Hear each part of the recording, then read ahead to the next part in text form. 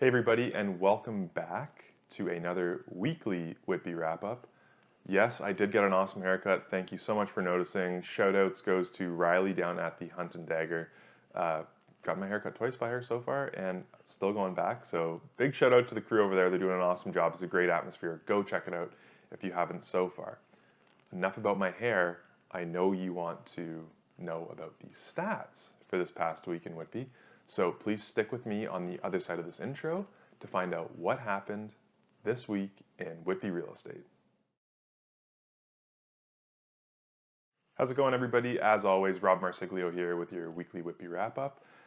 This week we will dive into all the numbers we usually do. I also want to touch on a bit of a trend we're seeing in terms of, we were hearing all about these crazy bidding wars early in the year. Everything was almost guaranteed to go over that list price we were seeing.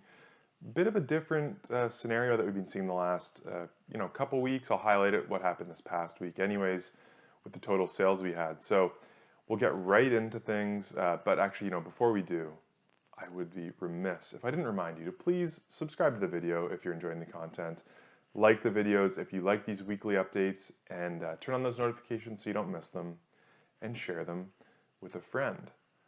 As always, let's get into our detached homes to see what happened for the week of April 17th to April 23rd, 2022. On the detached side, we saw 75 new listings last week, up from the week before where we only had 63, and we had 27 sales, which is actually down a bit from the week prior, just by a touch though. We had 30 the week before. The median sales price for those sales was right around the 1.25 million mark, so a bit of a bump up. I always remind you though, let's not read too much into those average sale numbers or median sale numbers on a week-to-week basis. We'll just kind of see those trends, especially month over month, what's happening.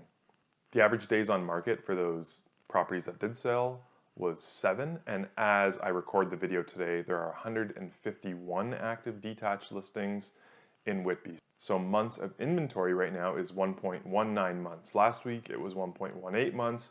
And again, I'm basing this off of the total sales so far. I'm trying to really keep the pace of sales current.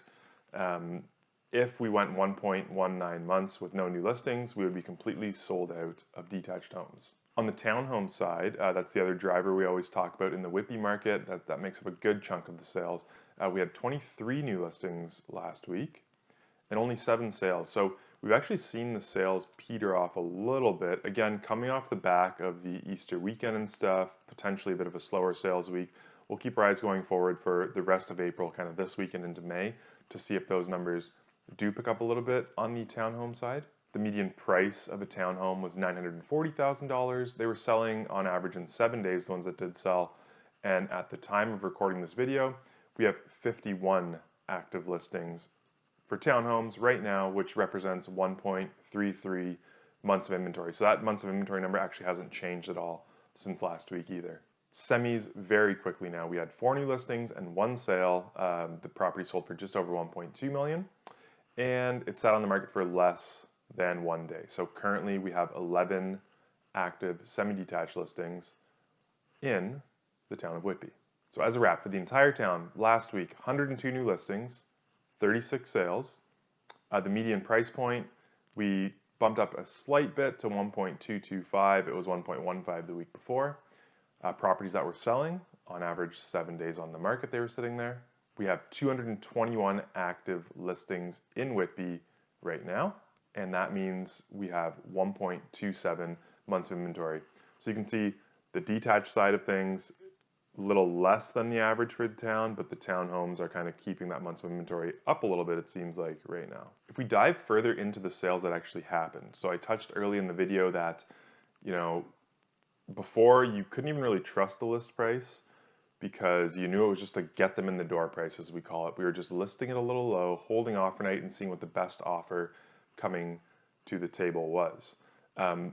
This past week, we still did see 23 of the total sales go for over asking, but an interesting trend is that 12 actually went for less than asking. So if you're in the market to buy, a strategy to kind of find those properties that you can get under asking would be ask your realtor to look at the days on market for that property. How long has it been listed for?